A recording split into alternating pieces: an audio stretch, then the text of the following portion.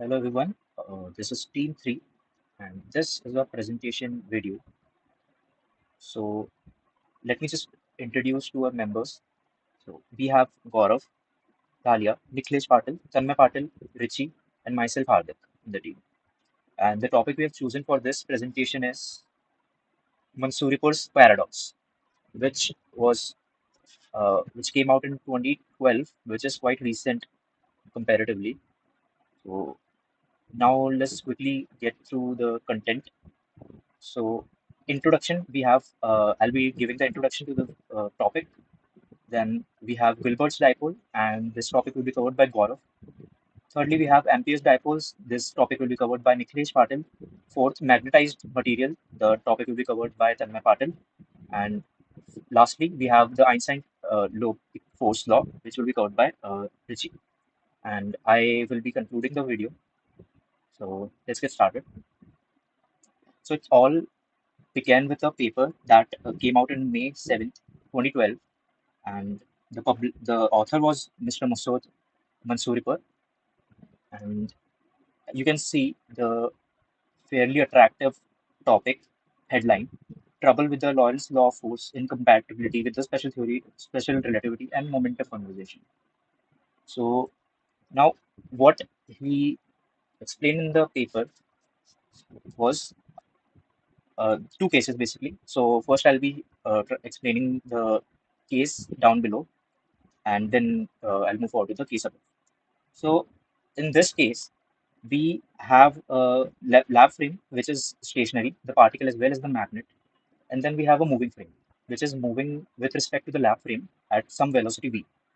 So in the lab frame, we the particle as well as magnet are stationary, so we do not expect any force to act since there's no velocity. The v cross b will be equal to zero. But while on the other hand, if we are watching the frame in through some moving velocity v, it can be seen that the particle as well as the magnet are moving. And since the particle is moving, we can expect total torque. So that's quite contradictory. So this is one of the things which Mansuri put up, and he he said that uh, it's not compatible with the special theory laws, as we can see in the upcoming slides.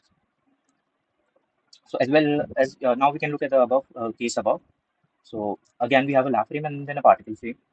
So in the lab frame, we have a particle moving with a velocity v, and there's a wire in which there's a current. And since there's a current, we'll experience uh, this magnetic field and electric field as well.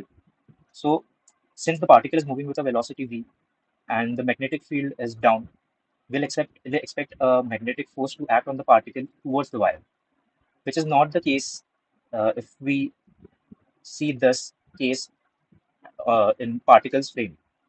So here the particle will be at rest, the wire will be moving, and the total force will be electric force.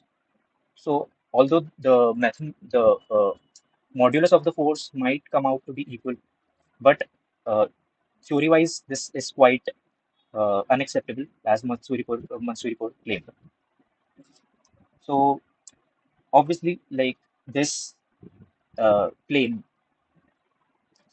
this claim captured a lot of eye and caused a lot of drama in that physics scene. So you can see a basic equation. The scientists uh, printed a basic equation of electricity and magnetism is wrong. One scientist claimed, and there were a lot of scientists claiming on the topic, and they were basically a chaos. It's true, it's astonishing, said one of the scientists. Now, this equation was in danger. F equals to QE plus V cross B. So this is quite old, and many results in electrodynamics are based on this equation, and would have been a chaos if 150 years of theoretical physics was claimed to be false. So, though Mansuripur, though Mansuripur like claimed that Lorentz force is not compatible with special theory of relativity. He suggested a solution. So he said in his paper, this is a way out. No torque appears in either frame if he uses a more complicated formula for force in polarized and magnetized materials that Einstein and Jacob Loeb proposed in 1908. But Einstein later repudiated. So this Einstein-Loeb equation will be covered in section 5. Uh, but I'll still give you a brief introduction of what this equation, what this law stated. So, of interpretation, the electric dipoles appear as a pair of positive and negative electric charges tied together by a short spring.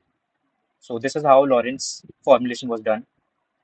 However, each magnetic dipole now behaves as a pair of north and south poles joined by a short spring. In other words, magnetism is no longer associated with electric current density, but rather with a bound magnetic charge. So, he claimed that this interpretation of how magnetic fields generate is not truly based on physical reality, but it's just a helping tool to find to like get to the result and go through the have a solution to the problem we are facing using Lorentz equation. So this is how Mansuripur uh, wanted to go through the problem. Though like this was uh, rejected by many of the physicists because we don't want a baseless theory to give a reasonable result. So we'll see later how this problem, how this paradox was resolved, and I'll tell you, it took almost 1 year to resolve this problem. So again, there's a point to be noted, which will be covered in the later sections, but the electromagnetic tensor. So the tensor matrix you can see here, the Lorentz force law was can be embedded in a covariant formulation of electrodynamics. So it is guaranteed to be consistent with special relativity. So this tensor was invariant, which proved that the Lorentz law was quite consistent in with special relativity, which caused a lot of confusion. So let's see how this was resolved.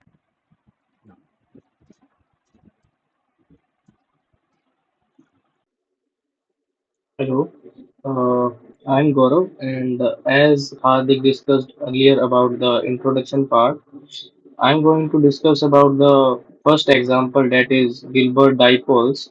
So this is our first paradox in which we have two frames. One is S and second one is S prime. The S prime frames moves with V and has a Q charge at the origin and a M magnetic dipole moment at a distance d, as we can see here, with m naught in the x direction, and the torque with respect to this s dash frame is comes out to be zero. We can prove this by this formula.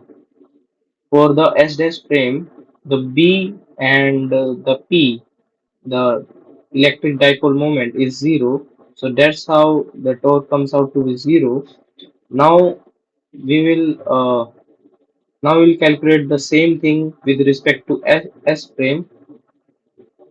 So the electric field comes out to be this, and this is quite similar to the usual electric field, where we have Q upon 4 pi epsilon naught R cube into R vector. So, but there is a small difference here.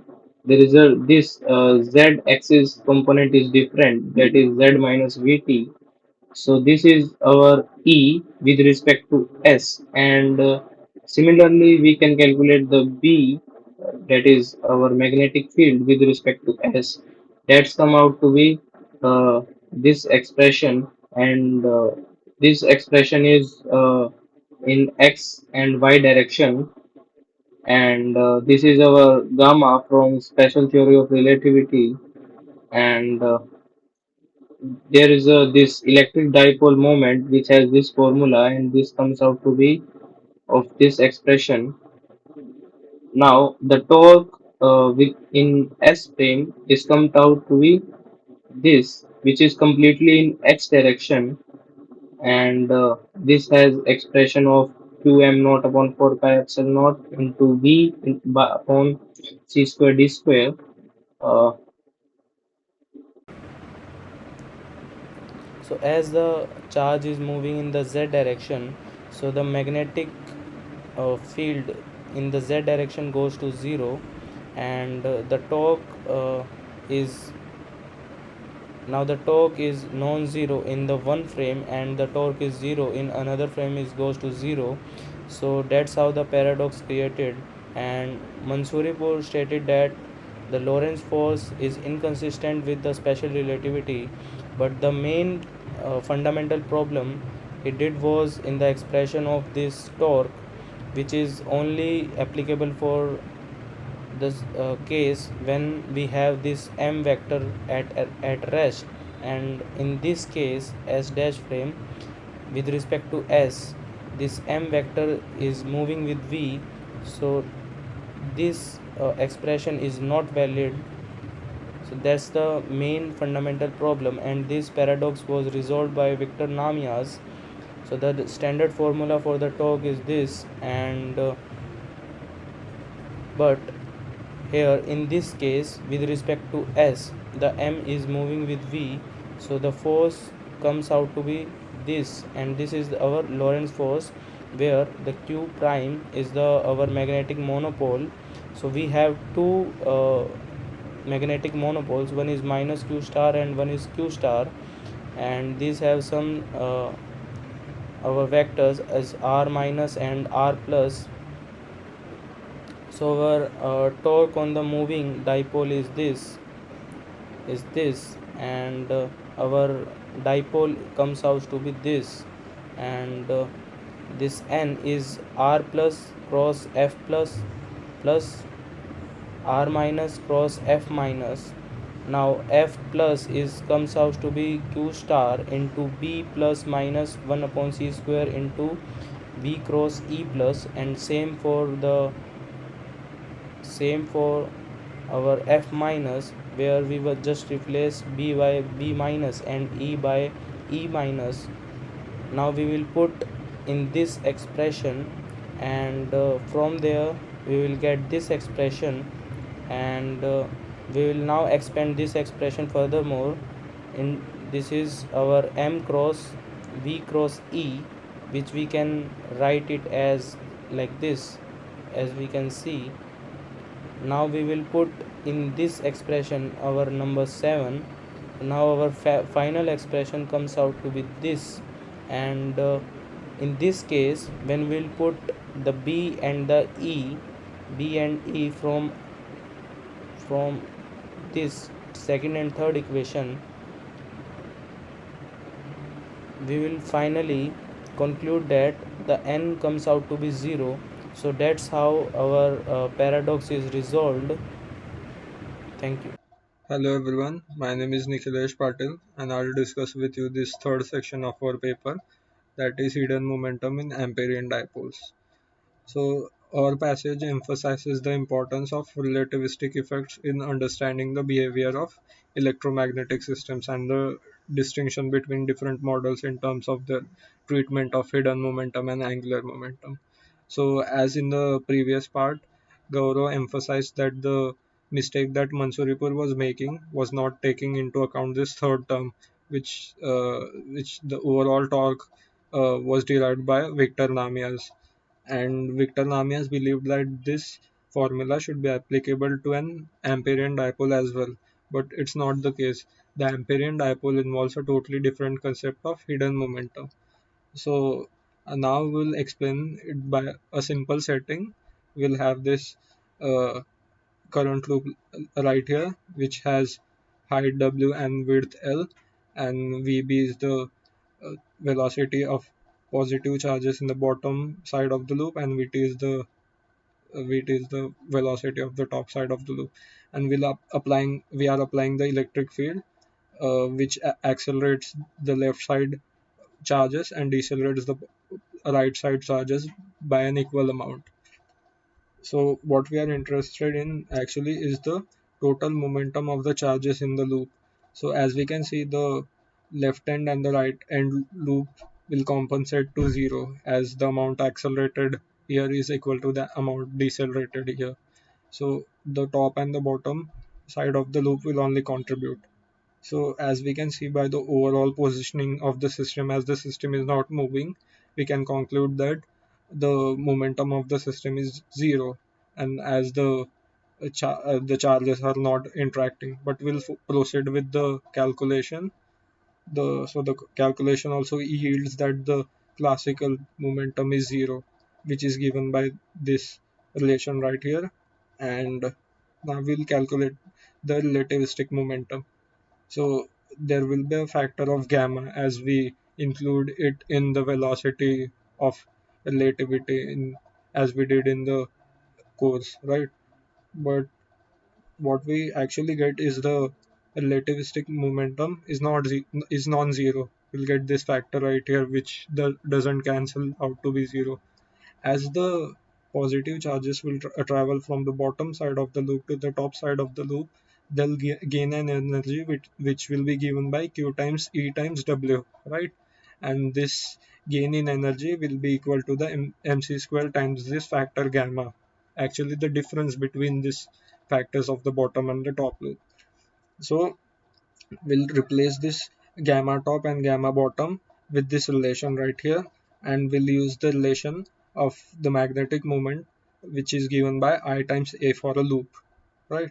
And we'll end up with this formula right here, and we can conclude that the relativistic momentum will go from left to right direction, right? And we can derive the vectorial formula by using the right hand thumb rule according to our proceedings. So which will be given by this formula right here.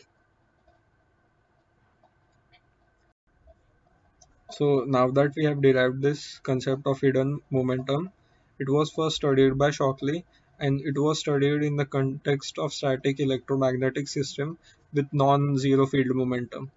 The expression for field momentum is given by this, which is just a Poynting vector that we studied in the class.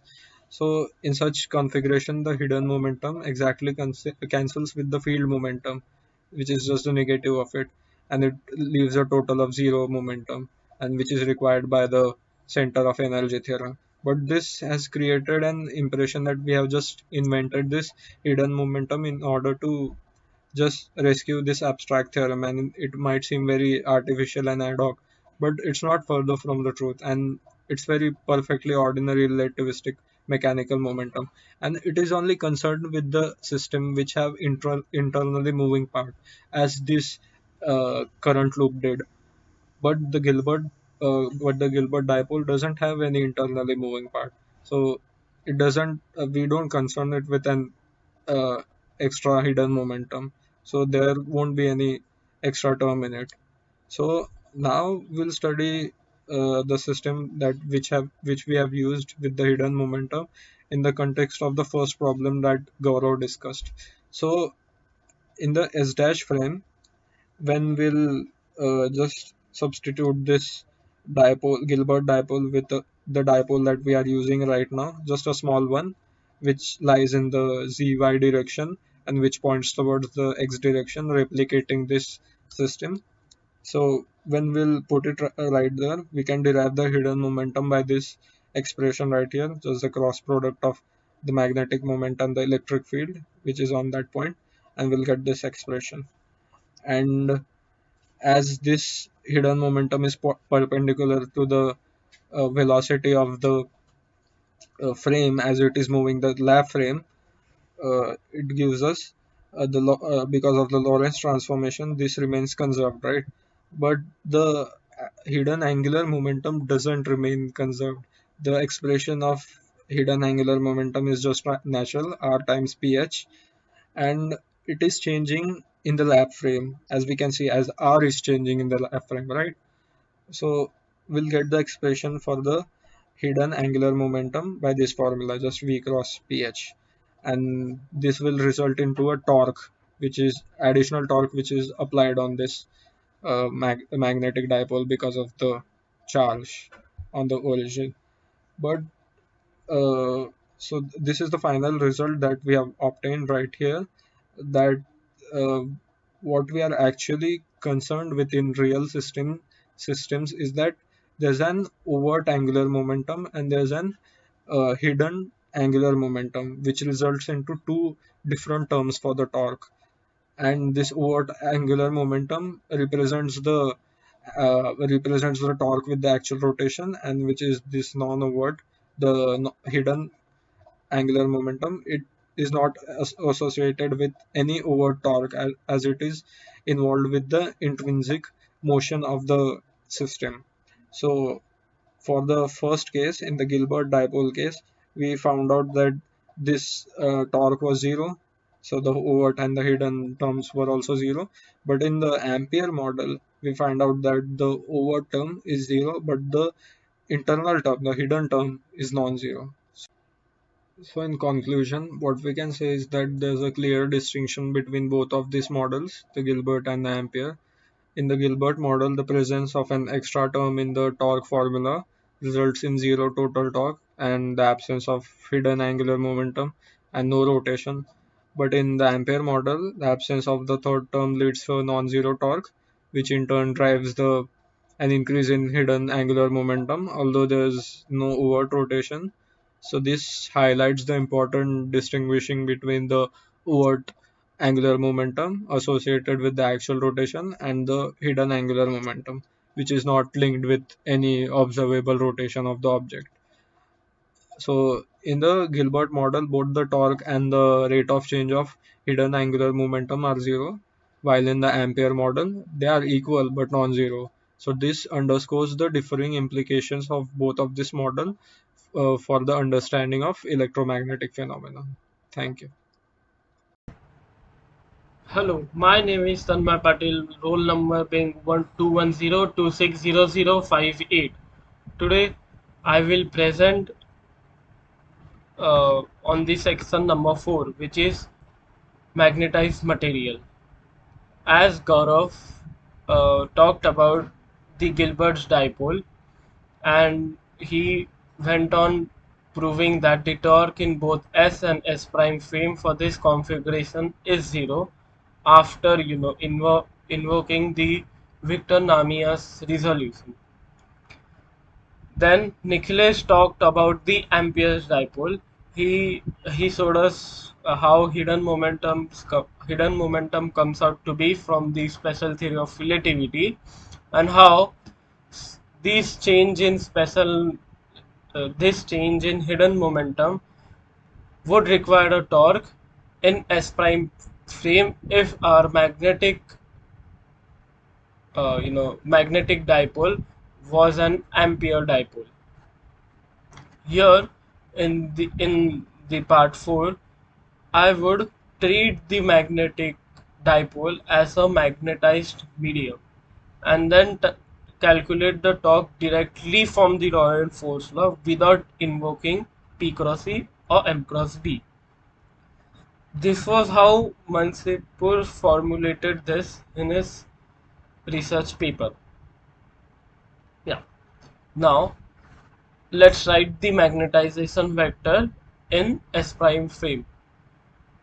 So in X prime we have a localized magnetized dipole at 0, 0, d, and so we would write the magnetization vector in the forms of delta function, and it would come out as m naught delta x prime, because there is no uh, spatial dependence on x, delta y prime, and delta z prime minus d. Now we have to transform this m into like in S prime frame into M and P in S frame. How can we go about that? So as we know, M is some linear combination of electric field, of magnetic field, sorry, and P is some linear combination of electric field. So we know how E and B transform under Lorentz transformation. Similarly, M and B will transform, because M is just B by mu naught minus H, and P is just epsilon naught E plus no, plus some term. Yeah. So M and P has the same transformation properties as E and B, and thus we can construct a tensor similar to the Einstein field tensor, uh, involving only P and M. This is the tensor which we are looking into, and this tensor will transform as a tensor under Lorentz transformation. So we multiply this by the Lorentz transformation matrix and get the transformation rule to go from S prime to S frame. So yeah, also, so these are the transformation rules that we get. Now in the lab frame we would get M and P to be this. How? M is just M naught delta x delta y, because there's no motion in x and y, so the form of function in x and y would remain the same. Delta x minus vt minus d by gamma. How does this come? How does this come about? So at any general time t, the position of the particle in S frame is the initial position plus Vt. The initial position was d in S prime frame. In this frame, it would be d by gamma. And so, in general, the position of the magnetic dipole at any time t is Vt plus d by gamma. And so we would get delta z minus Vt minus d by gamma. The same for the polarization, and we can see that only mx component would remain and only py component will remain. That we can see, it's trivial. So let's come to the Lorentz force density. How to calculate Lorentz force density? Just take Lorentz force and divide it by, you know, infinitesimal v. So what we get? F is equal to q plus q v cross b. Q by v is rho, and q cross v by b is just, current density. Here in this case we don't, the charge density, like there are no external charges and no external currents, so the charge density and the current density would only come from P and M, and they come out to be this: rho is equal to minus divergence of P, and J comes out to be del P by del T plus curl of M.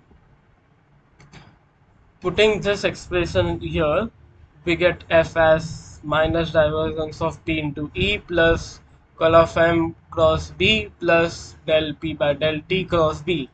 After putting in the E and B from here and M and P from here, we get our force density as this.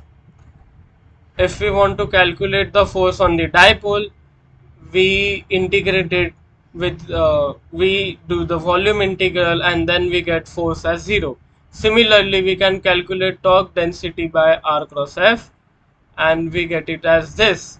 So the net torque on the dipole is just torque density integrated on a volume integral, which comes to be non-zero. Now, in Gilbert's dipole's case, we had torque as 0 in S stream, and in Ampere dipole's case, we had torque as non-zero.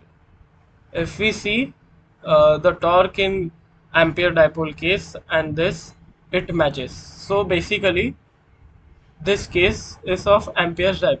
But I have nowhere said, I have nowhere said कि what is this form of magnetic dipole. For both Ampere dipole and Gilbert dipole, my magnetization vector would come to be this, and so all the subsequent calculation would remain the same. But if I then in the Gilbert's case, I will not get torque as 0. So why is this coming? This is because the Gilbert's dipole case is imaginary. Magnetic monopoles can never exist in nature. So what is real is only the ampere dipole case, and so the subsequent calculation will give torque equivalent to what will come in ampere's dipole's case, which would be required for the increase in hidden angular moment as shown by Nikhilesh earlier. But we can run the same formulation for magnetic monopole. For that we need to change our bound charge density and bound current density. It's easy to change it. So bound current density would just be minus divergence m. Bound charge density would just be minus divergence m. Bound current density would be minus c square curl of p, and this would be delta m by delta t. So the force density on magnetic dipole will just be rho b minus 1 by c square j cross e, which would come out to be 0. The total force is again 0, but this time if you calculate torque density and then calculate the total torque, it would also come out to be 0, just giving us the required result that we need in Gilbert model, which is that there is no hidden angular momentum. Thank you.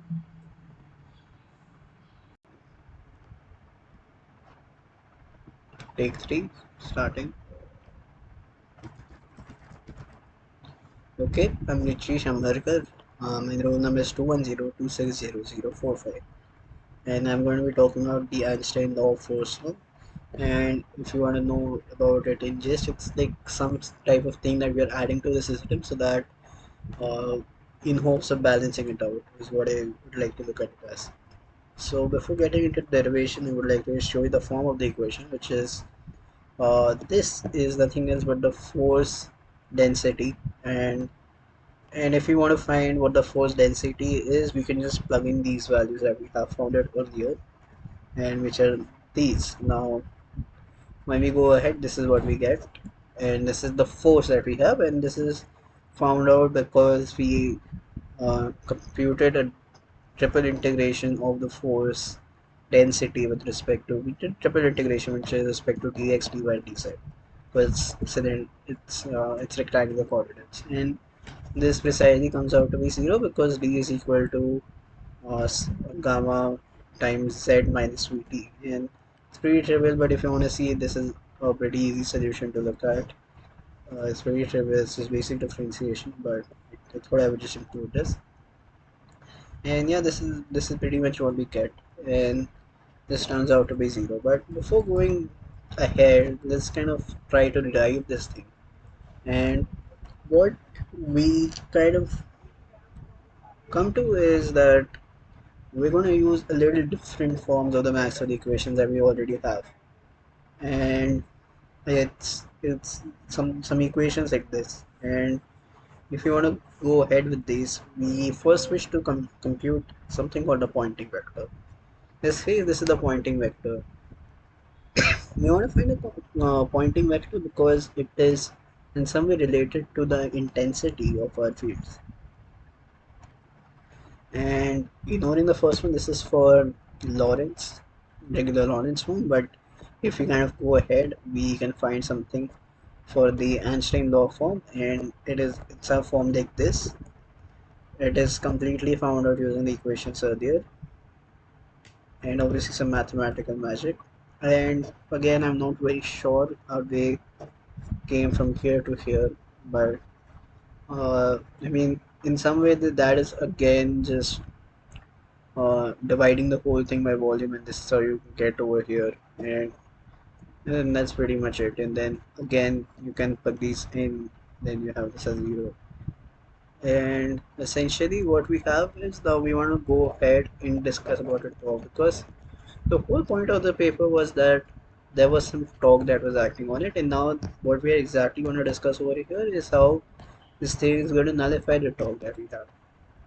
So now, as we can see, if we just multiply the force density by r, and then compute a different compute a triple integration over it, we get form like that. And this is pretty good because this later is going to cancel out with the extra torque that we were getting, which was nothing else but P cross A plus M cross B. And as we can see, these things are going to cancel out. So at the end of it, the net torque that we're going to have on the body is going to be zero.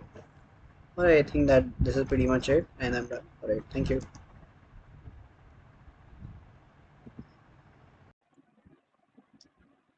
So yeah, we finally get to the conclusion for this paradox and our last section for this presentation video. Now, this is the exact paper, not paper, this is the exact basically blog that was posted on the Sciences in 2013, exactly after exactly after like 1 year uh, when the paradox was proposed. So paradox lost. So that was the heading. So as we have seen in the previous sections, if uh, if it is a Gilbert dipole, as we have seen in this in section 2, the third term in Namia's formula supplies the missing torque. In Mansuripur's formulation, it comes from a correct counting of the bound charges correct. The net torque is zero in the lab frame, just as it is in the proper frame. And in the next section, the section 3, we have seen that Ampere's dipole, the third term is Namia's equation, is absent, and the torque on the dipole is not zero. It is, however, just right to account for the increased hidden angular momentum in the dipole. So we conclude that in either model, the Lorentz force law is entirely consistent with the special relativity. So thank you. That was our time.